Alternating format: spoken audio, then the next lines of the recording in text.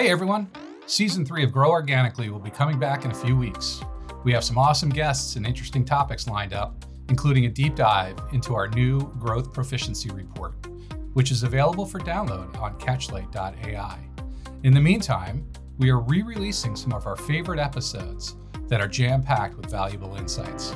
Have a listen and share with your colleagues. You'll be hearing brand new episodes, plus have access to full-length video episodes very soon.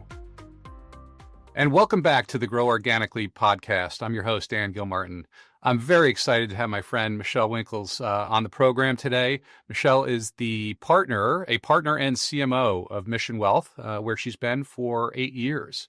Michelle, tell the audience a little bit more about yourself, your path to mission, and some of the work that you're focused on today. Thank you, Dan, and thank you for having me today. Sure, I'd be happy to. I grew up in Southern California. I'm a California girl, and I moved to Santa Barbara to get my bachelor's degree at UCSB in communications. And after getting my bachelor's, I started working at a large software tech company, and I was there for a little over 11 years. I did a lot of hands-on marketing roles, such as trade show coordination, event planning, campaign management, advertising, sponsorships, and such. And I traveled a lot in my early 20s. I met so many amazing people along the way. And in 2016, I just believed that my opportunity for growth had stalled. And I really wanted to do something that I was more passionate about with more purpose. I wanted to be in a leadership role somewhere where I could truly make a difference. And so I decided to leave without another job. And I just started my master's program full-time in Santa Barbara at Antioch University. And when I was there, I focused on a triple master's. I studied entrepreneurship, strategic management, and philanthropy. And this program really helped me grow in so many ways. It created a lot of connections in the community. And one of those connections happened to be Mission Wealth. And through all of the great nonprofit support that they do in the community, we connected. Janelle Stewart and Seth Streeter from Mission reached out to me during my last semester at Antioch, and they were looking for a marketing director to lead their initiatives at Mission. It would be the first time they had somebody in marketing and someone to lead it and help them grow. When I joined the firm, I was focused mostly on client communications, building a new website, creating collateral, and just overall branding, everything you would need to really start marketing for an RIA. Fast forward 8 years, I'm now a partner and I'm CMO, and I'm a part of our leadership team. And today, my focus is primarily on organic growth. I do everything such as advisor marketing, management, and improvements to our marketing tech stack, develop our digital marketing growth channel as a source of new business. I direct strategic campaigns. I do a lot of M&A marketing integration tasks for advisors and new firms that join us. I'm very involved in PR and media, client communications, events, and everything that we call marketing today. So it sounds like there's not much that you're not involved in. You've got a hectic schedule and busy days. Well, thank you for the background. I love the origination stories and how we all have found our way and our path to this industry. And thanks for, we're talking about organic growth here, but I know that Mission is driving a lot of growth through M&A. And we'll get back to the organic side in just a minute, but would love to hear a little bit more about how you're involved on the M&A side. Well, at Mission Wealth, we have what we like to call a mergers and integrations team for M&A. We do not simply acquire firms. We integrate them in and we welcome them to our family. We are 100% employee owned, and we're passionate about continuing to expand our ownership group with individuals that are excited about building a firm of permanence with a thriving team culture and caring client service approach. We do have a team that focuses primarily on M&A, but each member of our leadership team does have a part in the integration process. And for me, what that means, it involves meeting the firm's team members and deciding if they're a good cultural fit first. For both sides, I take part in what we call vision sessions to inform them of how marketing could support them and if they were to choose to merge with us as a firm. As the firms come into the fold at Mission, can you talk a little bit about the work you're doing with those firms to help drive their growth? Sure. Well, we do a lot to help acquired firms with their growth, and maybe I should say merged firms because we don't like to use the word acquire. But the marketing team handles the marketing integration tasks. We introduce them to something we've created called our AMP program. So that's an advisor marketing program. And we create an online presence for them in our website and on social media. And if one of the advisors from that firm has a specialty niche of clients that they want to attract, we'll help them develop a more defined business development program so that they can grow organically.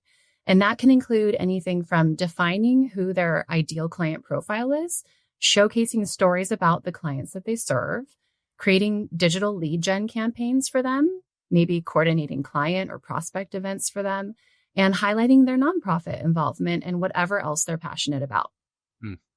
Lastly, we have a shared library of resources that we've created for all of our advisors to use. And this is everything from one sheets to modules, presentations, email campaigns, just everything to help them be more efficient on their day-to-day process. Well, I'm sure they appreciate having all that content in one place, a repository of sorts to make their lives a little bit easier. You talked a little bit about working with those merged firms on lead gen programs. So let's transition to a conversation around your funnel.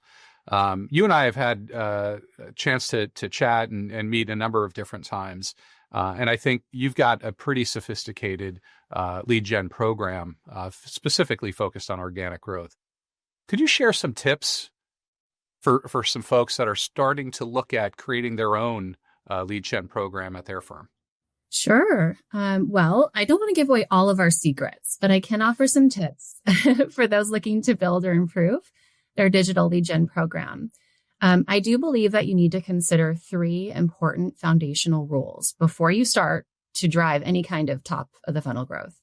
So first, I do believe it's important to have your website set up for success. You may not realize it, but everybody is going to look at your website, and it creates a strong first impression of who you are. You need to clearly define what it is that you do, who you serve, and how you do it. It is important to have the website funnel your leads properly. You have a lot of visitors come to your site for different purposes. And so, hey, does your message speak to all of them? Think about it. You have COIs, financial consultants, clients, prospects, job applicants, potential advisors of firms that may want to consider working with you.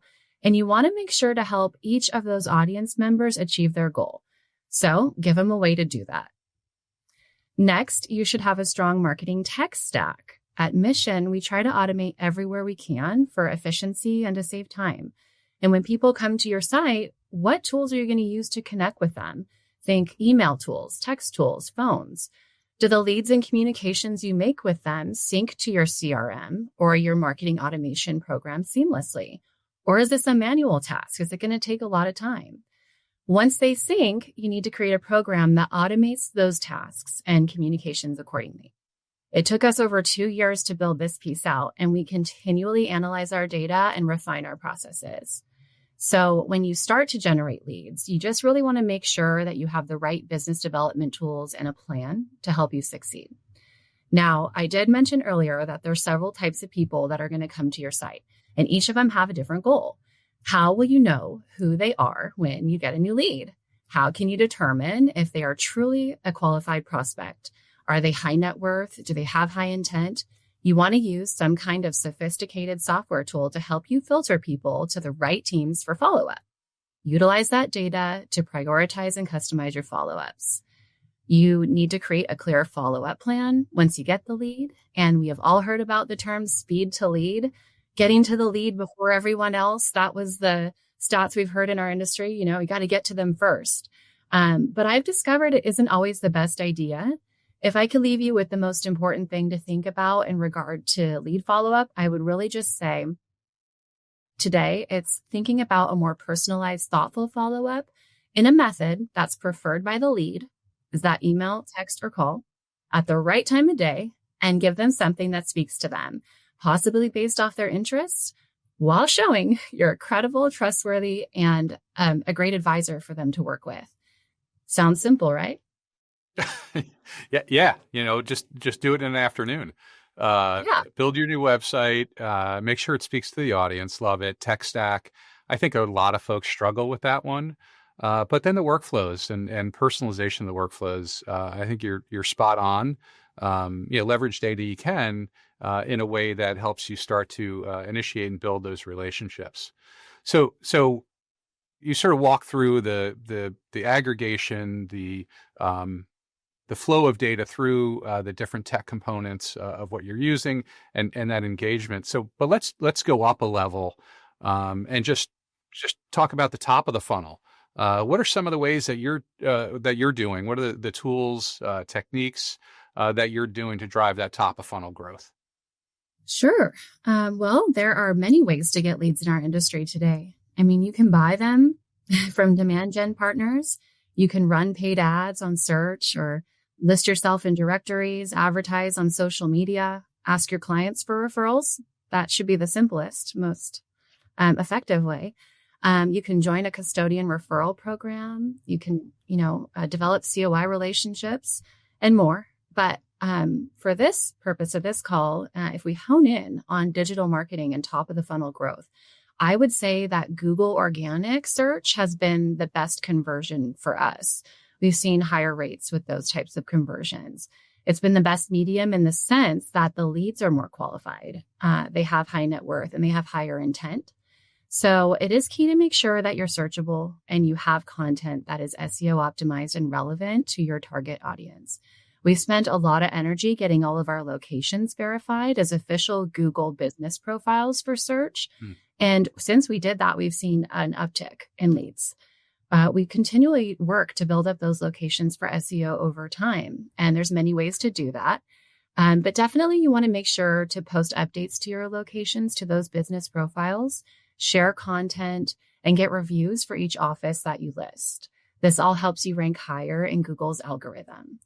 We also want to make sure that our website pages and content that we create are SEO optimized to rank well in search results. And there's a variety of programs that you can use to help you with that optimization part. And to drive top of the funnel growth, I suggest creating something called lead magnets. And what a lead magnet is, it's an assessment, a blog digest, a subscription to a newsletter, a downloadable guide, or events to help fill the top of your funnel. It's key here to think about what differentiates your firm and your advisors from other firms.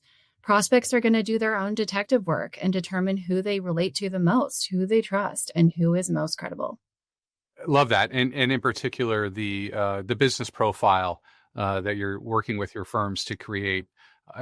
People are going to go to the search engines. They're going to search for whether it's wealth management and perhaps the town or zip code where they are, and making sure that you show up in that right rail, critically important. You touched on something interesting at the end there, and I want to talk about this a little bit. It's a differentiation. There are a lot of firms out there, hundreds of thousands of advisors. And we had a guest on the podcast. I think it was episode 3 or 4, something like that. Kristen Luke, who wrote a wonderful book, and really it's about niching. And her premise is that define that niche that you're going after, and really be the expert in what somebody is looking for within that niche. But you talked about differentiation there at the end. Curious if you have any advice for firms and that are looking to differentiate. What might they do? How might they do that? Oh, definitely. Yeah, I have been hearing a lot lately about niche specialization. A lot of RIA marketers and thought leaders are talking about this, and it's definitely something I'm going to be focusing a lot more on in the upcoming year. I believe that if you want to distinguish your firm from others and attract new business, you really should consider this concept of niche specialization.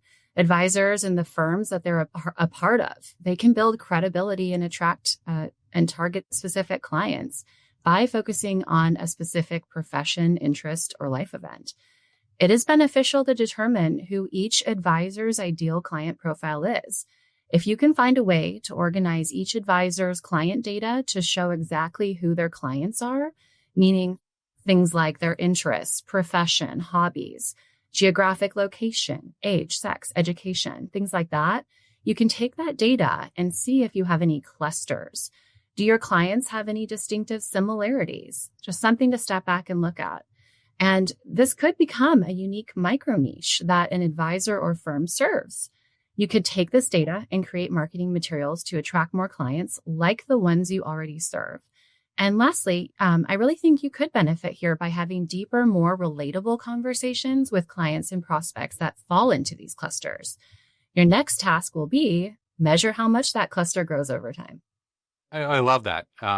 If there's a specific segment, I know a firm down in the Washington, D.C. area that focuses on 1 minute transition. There's a firm that focuses on airline pilots. So, and they're going to have very similar challenges, very specific needs. So I think that's a really important opportunity for firms and advisors to go after. I want to switch gears back to the top of funnel. I love that topic myself. And you talked about SEO, website traffic. You talked about lead gen programs, things like that. How would you rank those sources? And as you think about ranking them, do you base that ranking based on meetings booked, or do you look at conversion rates? How far down the funnel do you look when you're thinking about the sources that are coming in top of funnel? Yeah, fortunately, we've had a lot of introductory meetings booked this year. I've created a dashboard in our CRM program where we can look at, different data points. When I do review our meetings booked by source in our dashboard, there is a differentiation there. We've purchased a higher volume of leads from demand partners this year, but they did have a lower conversion rate for us overall than we had hoped for. However, these rates are very similar to the industry averages that I've heard about. Since we do not have an equal number of leads from each source, I do lean more on ranking the sources by conversion rates instead of meetings booked. So to date, we have the highest conversion rates with Google organic leads, like I mentioned. Then I would say local SEO from those business profiles, lead magnet type of campaigns, and then paid leads from demand gen partners. Got it. Love it. Love the clarity there in the sources, and also the notion that given the differences in volumes from one source to the next, looking at that meetings booked KPI might be a little bit challenging relative to the volumes coming through.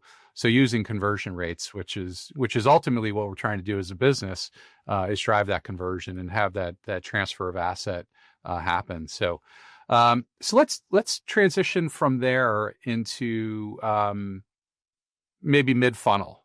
So you get a lead; they're coming in from the various sources that we've talked about. How do you decide when a lead is ready for a phone call? When is it that you're going to say, okay, I have an advisor or perhaps a BDR going to start to do some outreach or perhaps put somebody in a nurture campaign? Okay. Well, first we need to figure out who they are. We use Catchlight to run the lead's name and email and score them before adding them to our digital funnel. I really only like to have qualified MQLs in our funnel. I don't want to just fill it with anyone and anything, right? So once we know who they are, we look at how they came to us. If they came to us through a lead magnet, let's say, our goal is to get them to express interest in a meeting. So we add them to an engagement program or a drip campaign to encourage this goal to happen. And if they come to us from a form or expressed that they're looking for an advisor and they want to talk to us, we still run them through Catchlight to score them and see what else we can learn from them prior to reaching out. They get a personalized call and a text. And if we do not get a hold of them, that's when they enter the engagement program. And we have a new goal for them to book a meeting. So we try to be thoughtful of their time, needs, and personalize the message in the process. And it's important to abide by their requests. If they state the time of day and method of communication they prefer, it matters to them that you listened. I appreciate the fact that you're using Catchlight as part of the middle of the funnel. So thank you for that. You mentioned before leads coming in from I think it was lead gen providers, and you talked about speed to lead. As those leads come in, really any channel in particular, but as they're coming in, you need to make a decision on what the next best action is on any given prospect. Are you calling everyone, sending a nurture? How do you distinguish who you're gonna call? I know you're doing some scoring, leveraging our platform, which I appreciate you doing. But how are you thinking about what's the next step for that lead as they come through, putting them in a nurture versus making a phone call and so on? Well, there are a lot of different ways to look at your leads data to determine the next steps, but really it starts with your marketing tech stack. We use a program that scores the leads' engagement, like how interested they are in us based off their activity online. That's a part of our marketing automation program. But then we combine that with the use of Catchlight to score the lead's net worth and interests. So you can look at both of these scores next to each other and review the data on the prospect to create a personalized message to them. So you can see and, you can prioritize based off of those numbers, who should I focus on first? Who's really interested in me and who is really good for me, right? When you look at how engaged they are, it tells you how likely they are to be a client, and you can use that data to help you prioritize your leads. If you're a really large firm, you may be getting a ton of leads. You may have thousands of them, and you're like, where do I even start? That's where you can start. If you're a smaller firm and you only get a couple, I'm sure you're just going to call everybody. You might not need those scores. You're just going to call them as they come in. But we do use a combination of nurture tactics, including calls, texts, and emails, and any other forms of communication to try to show the prospect who we are, what we do, and then we want to connect with them.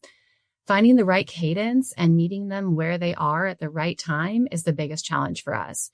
Because what works with one lead may not always work with another. I mean, that's a lot. There's a lot to digest, but there's even more work to be done there.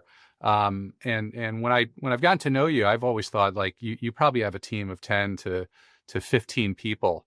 I don't think that's quite the truth.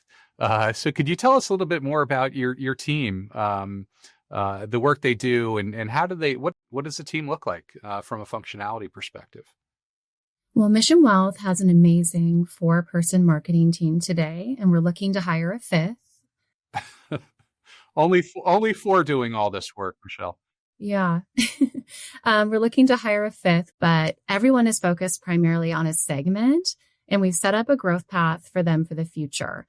One team member focuses on B2B and M&A marketing, another on B2C and advisor support, and another on digital and business development. So each one of them is empowered to do all the marketing functions necessary to support that growth segment. In the past, we did have a marketing team where everyone focused on individual marketing functions. Like someone would do websites, someone did all emails, someone did all events. But as we grew, we really needed everyone to try to do everything or learn to so that there were not bottlenecks.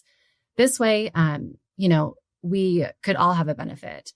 Each person can really understand their segment's marketing strategy and work with other department leaders to perfect it and support them. And as we grow more in the future, we can build teams around them as the work increases or our focus changes.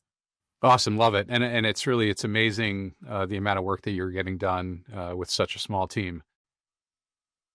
So let's go back to KPIs. We talked about conversion rates before, specifically on organic. Do you have a single or maybe 1 to 2 most important KPIs that you track to measure success? Like if you were to sit down with your CEO or the leadership team at Mission as an example, what are the few KPIs that you're focused on that show the health of the programs, show the health of organic growth? Yeah, there's so many helpful KPIs to measure. But for organic growth through digital marketing, it would be new clients converted from the activities we pursued, right? For me, the most important KPI to measure success for our team is new client revenue over the total spent. So I look at that as digital marketing won opportunities this year. We want to make sure we convert more in annual revenue than we spent. So you can look at this annually or over time. Some people look at it, you can spend a lot this year and invest in that, and you see the numbers over a certain amount of years. But I'm currently just tracking it by year, and then I look year over year. So this is shared along with a dashboard of many reports beyond, I think, what most people would measure. But this is shared with our leadership team. Well, data is insight. So I know you're tracking a lot more. We've had conversations about it, but I like that, the notion of what's my revenue in divided by the cost to acquire that revenue. So love that one. So last question for you, Michelle. And I ask all my guests this one. So if you knew then what you know now, you've been at Mission now for 8 years. What would you have done or started to do differently 5 years ago? Well, I guess I would say knowing how long it takes to build out a digital growth channel, 3 to 5 years. It could take many, and it still continues to evolve. I think I would have started on this sooner. I was building out the website with the team 8 years ago, but I wasn't building it with the thought of digital growth. That would be my biggest thing, is really start on this sooner. And then second, I believe it is important to track and measure everything to make data-driven decisions, not just guess. So if you can do this, I would suggest, report on everything and try to make decisions on that data. If I had this intel many years ago, I would have had a lot more data to look back on and could have made better decisions, but it's all trial and error, I guess. So, yeah. Yeah, it's an evolution. And you are where you are now because of some of the success that you've built over the last 8 years. Well, Michelle, thank you so much. It's been a wonderful conversation. I've really enjoyed getting to know you and the Mission business and everything that you're doing behind the scenes. So really appreciate you being on the program today, and wish you continued success in your role at Mission Wealth. Thank you so much, Dan. It's a pleasure. Thank you for listening to the Grow Organically podcast. If you enjoyed this episode, click the follow button to be notified when new episodes become available. Visit Catchlight.ai, where you can access all our podcasts, including show notes and other resources to keep learning. This podcast was produced by Catchlight Insights, LLC. It is for informational and educational purposes only. The content of this podcast does not constitute an offer or recommendation of any securities and is not intended to provide tax, legal, or investment advice. The views expressed are those of the speakers and not necessarily those of Catchlight or its affiliates, and are as of the date indicated, based on the information available at that time, and may change based on market or other conditions. Catchlight does not assume any duty to update any of the information. Catchlight and other third parties mentioned in the podcast are independent entities and not affiliated. Catchlight does not endorse any investment advisor or provide advice or recommendations to any prospective or existing client of an investment advisor as to the selection or retention of that investment advisor. This information is not intended for any person or entity in any jurisdiction where the distribution or use of such information would be contrary to local law. Third-party trademarks referenced herein are the property of their respective owners. All others are the property of Catchlight Insights, LLC. Copyright 2025, Catchlight Insights, LLC. All rights reserved.